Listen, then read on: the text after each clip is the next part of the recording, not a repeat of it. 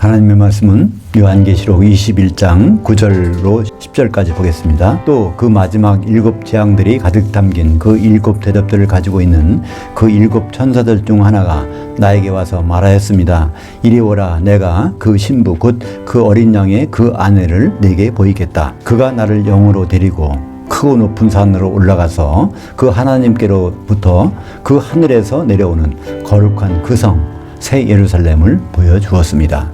원전 그대로 보는 요한계시록, 오늘은 21장 세 번째 시간으로 새 예루살렘의 겉모습, 거기에 담긴 큰 비밀, 이런 제목으로 말씀을 나누겠습니다. 21장 9절에 보면 7 재앙들을 가득 담긴 그 7 대접들을 가지고 있는 그 7 천사들 중 하나가 7 재앙을 담은 7 대접들, 이건 어디에서 나온 거죠?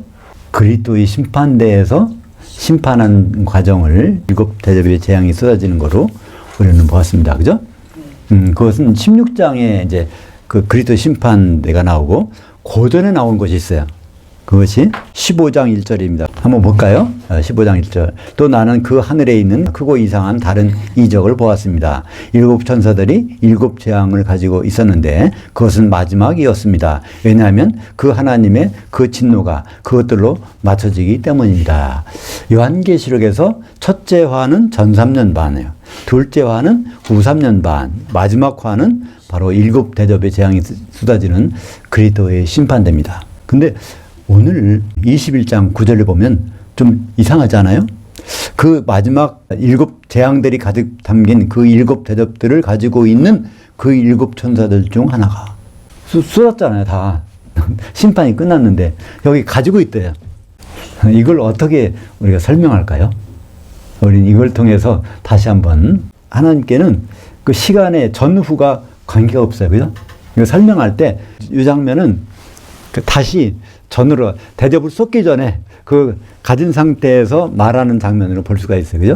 우리는 꼭 시간의 경과를 따라서 이걸 쭉 봐야 이게 직성이 풀리는데 그게 아닐 수가 있다는 것을 여기에 말씀으로 표현해 주고 있습니다.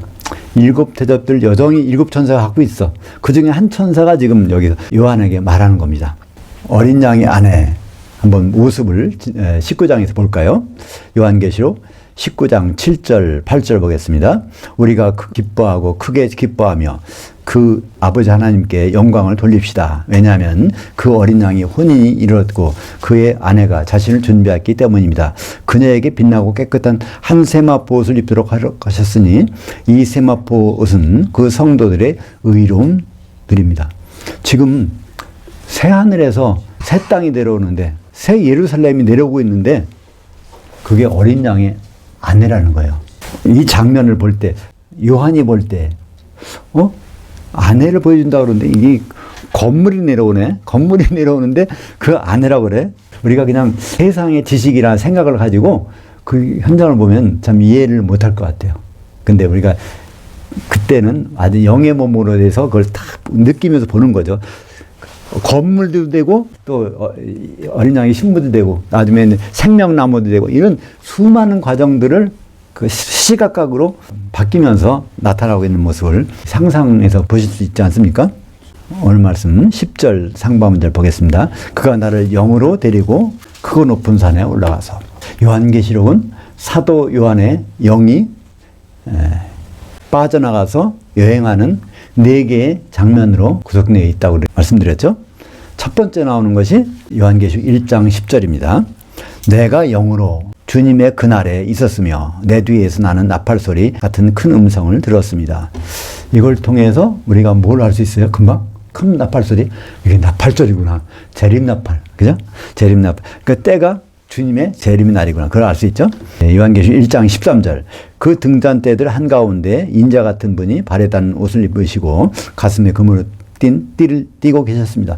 근데 거기에 7개의 등잔대가 있는데 그게 7 교회라고 되어 있으니까 7 교회 한가운데 인자 같은 분이 계셔. 그러니까 주님과 교회가 만났어요. 그게 어딜까요? 공중이죠. 그죠? 그건 다른 장소에 있을 수가 없어요. 왜냐하면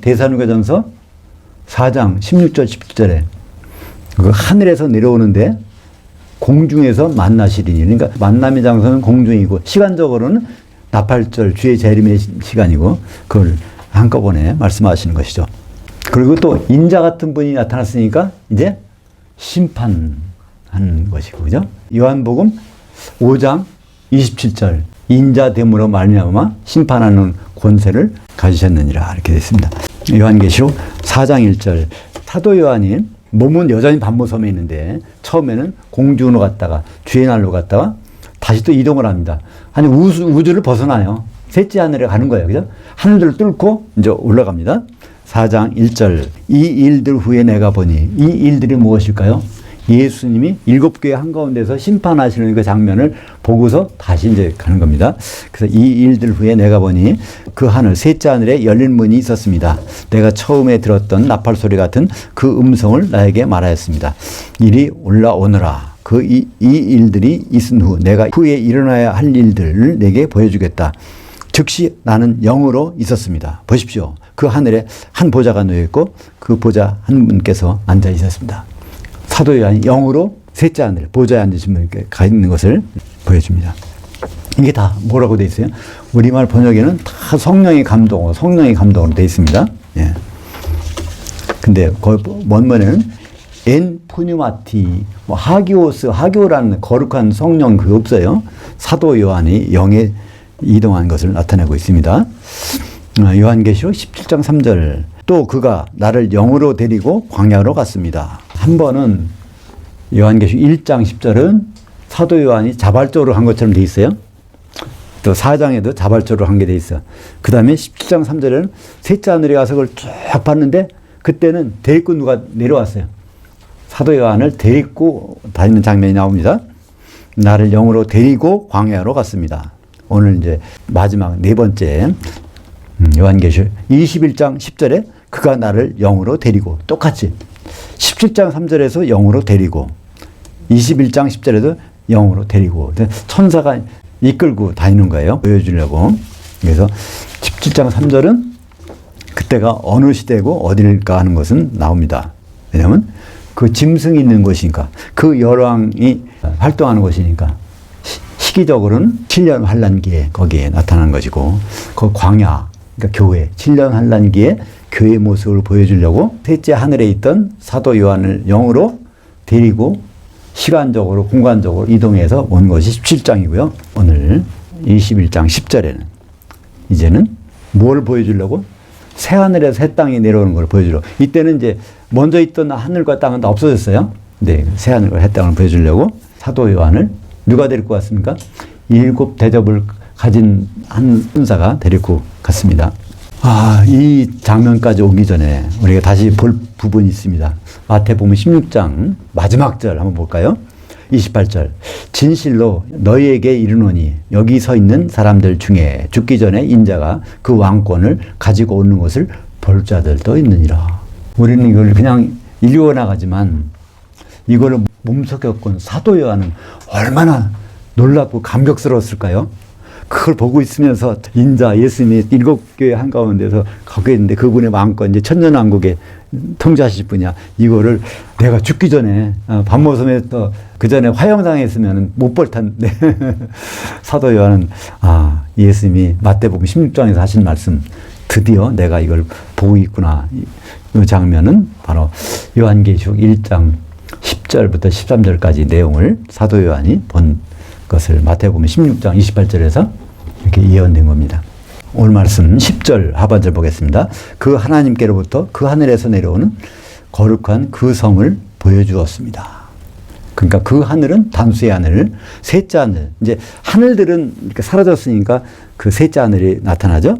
근데 거기서 새 땅이 내려온다고 그랬는데 새 땅이라는 것이 없어지고 그거를 거룩한 그 성 새 예루살렘으로 말씀하고 있습니다. 땅을 교회라고 했는데 이게 거룩한 새 예루살렘 성은 교회의 완성품인 어린 양의 신부가 바로 이렇게 나타나고 있는 것입니다. 7 대접의 재앙들, 그리스도의 심판대를 한번 거슬러 올라가서 볼까요? 요한계시록 16장 1절과 17절. 7 대접의 재앙들을 땅에다 쏟는데 마지막 대접은 공중에다 쏟으니까 7개는 전부 다 쏟아야 되는데 땅이다. 마지막은 공중에다 쏟으니까 이것을 만족하려면요, 모든 땅, 모든 교회가 공중에 올려놓고 거기에다 재앙을 쏟고 심판한다면 이게 완성되는 거겠죠. 그래서 요한계시록 16장 1절과 17절은 그리스도 심판대를 이해하는 데 굉장히 도움이 됩니다. 한번 볼까요? 16장 1절. 나는 성전에서 나오는 큰 음성이 그 7 천사들에게 너희는 가서 그 하나님의 진노의 7 대접들을 그 땅으로 안으로 쏟으라 하는 것을 들었습니다. 그 7 천사가 그 대접을 공중에 쏟으니 다 되었다라고 하는 큰 음성이 그 성전에서부터 났습니다. 그러니까 심판이 끝났다는 거예요. 다 심판이 거기서. 오늘 말씀 21장 11절 보겠습니다. 그 하나님의 그 영광이 있어 그 성의 그 빛은 가장 귀한 보석 같은데 벽옥 같고 수정처럼 맑았습니다. 그러니까 이 새 예루살렘을 보면서 그게 그 영광이 가득하다는 거예요. 영광이란 무엇일까요? 감춰졌던 것이 드러나는 것을 영광이라고 힐라어로 말합니다. 영광. 하나님께 감췄던 비밀이 드러나는 거예요. 하나님께 뭘 감추고 있었을까? 하나님이 꼬깃꼬깃 감추고 계신 것이 있었어. 드디어 그것이 새 예루살렘 어린 양의 신부로. 그러니까 그리스도와 교회의 혼이 되는 것 자체가 하나님의 영광이라는 것을 볼 수 있습니다. 데살로니가전서 2장 12절. 이는 너희를 부르사 자기의 통치와 영광에 이르게 하시는 그 하나님께 합당히 행하게 하려 함이니라. 데살로니가전서에 너희는 성도들입니다. 성도들을 이렇게 불러내신 이유는 자기의 통치와 그 영광까지 이르는데 그 영광이 바로 새 예루살렘 어린 양의 신부라는 것을 알 수 있죠. 히브리서 2장 10절 또 여기 영광이 나옵니다. 그러므로 만물이 그를 위하고 또한 그로 말미암은 이가 많은 아들들을 이끌어 영광에 들어가게 하시는 일에 그들이 구원의 창시자를 고난을 통하여 온전하게 하심이 합당하도다. 그러니까 그 예수님을 구원의 창시자로 해서 그를 통해서 많은 아들들, 하나님의 아들들, 그러니까 이기는 자들, 그들이 그 영광에 들어가게 한다는 겁니다. 그 영광이 뭔가 했더니 결국 새 예루살렘이 들어가는 것이 그분의 영광이 들어가는 것으로 말씀하고 있죠. 그렇다면 오늘 새 예루살렘 그 성이 벽옥으로 되어 있는데 그 벽옥이 과연 어떤 분의 색깔일까? 요한계시록 4장 3절. 앉아 계신 분의 외모는 벽옥과 홍보석 같았으며. 제스퍼라는 보석 보셨나요? 제스퍼라는 보석 중에 하나인데 옥 중에 하나예요. 옥 중에 하나인데 그 제스퍼. 근데 여기서 벽옥이라는데 근데 이 벽옥은 사실은 제가 개인적 의견으로는 다이아몬드 같아요. 다이아몬드. 왜냐하면 수정처럼 돼요. 수정 같은 것이니까. 그죠? 수정은 투명하잖아요. 근데 제스퍼라는 구슬을 보면, 옥을 보면 투명한 게 전혀 없어요. 항상 불투명하다고요. 근데 여기는 옥은 옥인데 수정 같아요. 그러니까 속이 다 들여다보는 거예요. 그러니까 불못은 있는데 그 성 안에는 그 새 예루살렘이잖아요. 근데 불못에 있으면은 새 예루살렘이 다 보여. 근데 새 예루살렘 안에 있는 사람들은 불못을 전혀 못 볼 것 같아요. 여기는 너무 밝은데 밝은 데서 어두운 걸 잘 못 보잖아요. 근데 그 불못에 있는 사람들은 세세토록 그 안을 보고 있어야 되니까 그게 형벌 아니겠습니까? 오늘 말씀 12절입니다. 크고 높은 성곽이 있었고 12문들이 있었습니다. 그 문들에는 12천사들이 있었으며 그 문들 위에 이스라엘 12지파의 이름들이 새겨져 있었습니다. 그러니까 새 예루살렘을 설명해 주는 거예요. 새 예루살렘에 그 12문이 있는데 12지파 이름이 있다는 거예요. 이게 무슨 말일까요? 그 교회가 완성되는데 그 모든 기독교인들이 거기에서 완성하고 있는데 이기는 자들이 그 기독교인들은 이스라엘 12지파라고 이렇게 불리고 있다는 것입니다. 그렇다면 이스라엘 12지파는 유대인들이 아니라 바로 성도들이라는 것을 알 수 있습니다. 마태복음 19장 28절 보면 사도들이 이스라엘 12지파를 심판하는 게 나와요. 예수께서 이르시되 내가 진실로 너희에게 이르노니 세상이 새롭게 되어 인자가 자기 영광의 보좌에 앉을 때 나를 따랐던 너희도 12보좌들에 앉아 이스라엘 12지파를 심판하리라. 사도들이 심판한 대상이 이스라엘 12지파라는 거예요. 근데 사도들은 누구를 심판할까요? 성도들을 심판하잖아요. 그죠? 그러니까 성경에서 신약 성경에서 이스라엘 12지파는 육적인 이스라엘 12지파가 아니라 영적인 이스라엘 12지파라는 것을 알 수 있습니다. 마태복음 25장 31절 인자가 자기 영광으로 모든 천사들과 함께 올 때 자기 영광의 보좌에 앉으리니 모든 민족을 그 앞에 모으고 이스라엘 12지파를 모든 민족이라고 그랬어요. 그러니까 모든 민족 중에서 예수 믿은 기독교인들이죠. 모든 기독교인들을 그 앞에 모으고 각각 구분하기를 목자가 새끼 염소들 가운데서 장사한 양들을 구분하는 것 같이 하여 그 양들은 오른편에 그 염소들은 왼편에 두리라. 왜 이게 모든 기독교인일까요? 왜냐하면 양과 염소의 심판은 그리스도의 심판되니까. 그죠? 그리스도의 심판대에서 심판받으려면 예수님 재림 때 부활해서 올라가야 되잖아요. 근데 예수님 재림 때 부활한 사람들은 유독히 그리스도에게 속한 사람들. 고린도전서 15장에 보면 그 순서가 나오는데 첫 열매는 예수 그리스도고 두 번째는 예수님이 강림하실 때 그리스도께 속한 자들. 그러니까 그리스도께 속한 자들이 다 올라가서 심판받는 것이 양과 염소의 심판이고 그 사람들을 모든 민족이라고 하고 그것을 또 이스라엘 12지파라고 말씀하고 있습니다. 그러니까 요한계시록에 나오는 그 이스라엘 12지파가 뭐 유대인이냐 헬라인이냐 뭐나 따질 필요 없어요. 그죠? 완전히 육적인 유대인이 아니니까 그렇습니다. 그래서 요한계시록에 실제적으로 나오는 유대인의 12지파가 나옵니다. 7장 4절 볼까요? 내가 인침받은 자의 수를 들으니 이스라엘 자손의 각 지파 중에서 인침을 받은 자들이 14만 4천이니 8절에 요셉 지파 중에 1만 2천이요. 그러니까 요셉 지파 여기다가 이렇게 적은 이유는 육적인 이스라엘은 요셉 지파가 0명입니다. 왜냐하면 요셉의 아들 둘을 아버지 야곱한테 입적시켰기 때문에. 근데 여기는 요셉 지파 중에서 입맞은 자가 1만 2천이라고 그러니까 이거는 기독교인 수밖에 없는 거죠. 13절 동쪽의 세문들, 북쪽의 세문들, 남쪽의 세문들, 서쪽의 세문들이 있었습니다. 그래서 동서남북에서 12문, 12문에 의미하는 바는 이스라엘 12지파. 이스라엘 12지파는 영적인 이스라엘. 그래서 모든 기독교인이라는 것을 말씀하고 있습니다. 그래서 새 예루살렘 성에 이렇게 이 사람들은 다 성곽을 이루고 있으니까 이기는 자들입니다. 그죠? 이렇게 이기는 자들이 문을 만들어 놔야 거기에 누가 들어와요? 백성들이 들을 거 아닙니까? 그죠?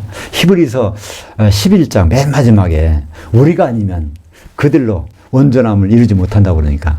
그러니까 성을 다 성곽을 이뤄놔야 문까지 달아놔야 그들이 그 안으로 들어올 수 있는 거 아닙니까? 오늘 말씀 14절 보겠습니다. 요한계시록 21장 14절. 그 성 새 예루살렘의 성곽에는 12기초석들이 있는데 그 위에는 어린 양의 12사도들이 12이름들이 있었습니다. 이게 모든 신약 성경을 정리하는 말씀입니다. 신약 성경을 보면 예수님이 우리에게 많은 말씀을 또 사도들에게 많은 말씀을 이렇게 해주고 있는데 결국은 새 예루살렘을 부성하기 위해서 사도들은 중매쟁이로서 심판관으로서 있지만은 결국은 성도들을 바치고 있다는 것을 설명하고 있죠. 성도들의 역할이 요한계시록처럼 요한계시록 21장 14절처럼 이렇게 분명히 나타나는 구절은 참 드뭅니다. 그죠? 그래서 요한계시록 21장 14절 보면 아 성도들과 사도들 이렇게 구분되는구나 알 수 있죠. 마태복음 16장 18절에 또 내가 네게 이르노니 너는 베드로라 내가 이러한 반석 위에 내 교회를 세우리니 음부의 문들이 교회의 것을 이기지 못하리라. 이게 마태복음 16장 18절이 무슨 말씀인지 몰랐는데 요한계시록 21장 14절을 보면 금방 알 수 있잖아요. 그죠? 온전한 반석이 누군지 12사도라는 걸 알 수 있잖아요. 거기다가 교회를 세웠으니까.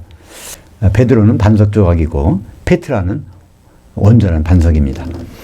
12사도죠. 마태복음 25장 40절 내가 진실로 너에게 이르노니 너희가 여기 내 형제들 중에 지극히 작은 자 하나에 한 것이 곧 내게 한 것이니라 하시고 마태복음 25장에 31절부터 46절까지는 양과 염소의 심판, 바로 그리스도의 심판됩니다. 거기에서 심판석에 예수님 옆에 앉아있는 12명이 있는데 그것을 바로 내 형제들이라고 부르고 있고 여기는 그리스도의 심판됩니다. 많은 목회자분들이 마태복음 25장 40절을 가지고 불쌍한 이웃들을 잘 대접해줘야 이게 예수님께 하는 거고 그래야 구원받는다고 이렇게 마태복음 25장 40절을 이용하고 있습니다. 근데 여기서 마태복음 25장 40절에 여기는 그리스도의 심판대의 심판석입니다. 요한복음 17장 20절과 21절에도 이게 겟세마네 기도입니다. 17장은 전체가 겟세마네 기도예요. 얼마나 뜨겁게 했으면, 기도, 얼마나 간절하게 했으면 땀방울이 핏방울이 됐겠습니까? 근데 그 기도 중에 핵심이 20절과 21절입니다. 거기에서도 분명히 사도들과 성도들을 다 구분한 다음에 나옵니다. 뭐죠? 요한복음 17장 20절, 21절.